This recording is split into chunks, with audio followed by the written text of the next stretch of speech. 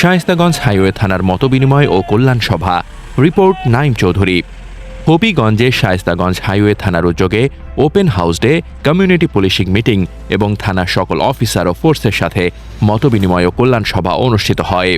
Shayestaganj highway থানার OC ATM মাইনুলের সভাপতিত্বে এ সময় প্রধান অতিথি হিসেবে উপস্থিত ছিলেন ডিআইজি ঢাকার highway police headquarters Habibur Rahman Khan ও বিশেষ অতিথি হিসেবে উপস্থিত ছিলেন Mohammad Khairul Alam, additional DIG highway police Comilla region.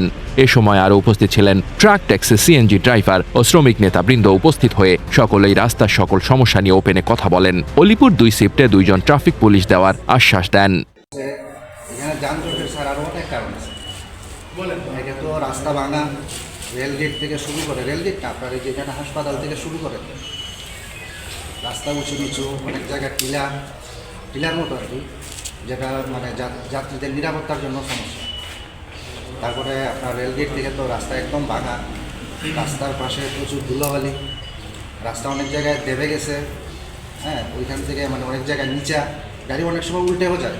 মানে একটা গাড়ি যখন ক্রসিং হয় 2-3টা লেন হয়ে গেলে একটা গাড়ি নামলে দেখা যায় উল্টেও যায়। তো আপনার যখন কোম্পানিতে ঢোকার পরে বের হয়, অনেক সময় গেটে গাড়িগুলো একটু পরে ঢোকায় এন্ট্রি করে, তখন দেখা যায় যে গেটটা একদম জ্যাম, মানে প্রাণের গেট জ্যাম। একসাথে 4-5টা গাড়ি ঢুকে একদম রাস্তা পর্যন্ত মাথা ঢুকায় আছে।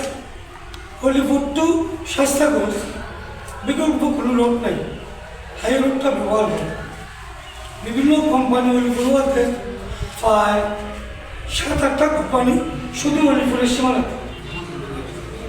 সীমানাতে।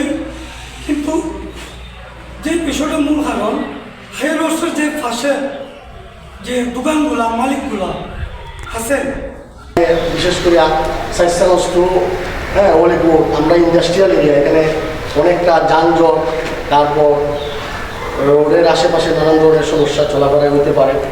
দিক নির্দেশনা আমরা কীভাবে চললে ভালো এবং তারা কি সহযোগিতা আমরা করতে পারি, তারা কি সহযোগিতা করতে পারে করলে পরে মানে মানুষের জনগণের জানমাল সুন্দরভাবে রক্ষা করব, এবং সমাজ দেশ নিয়ন্ত্রণে থাকবো এবং সুন্দর পরিবেশ গঠন করবো। এই যে মত বিনিময় সভা, আজকে এই সভা আমার মনে হয় মুখ্য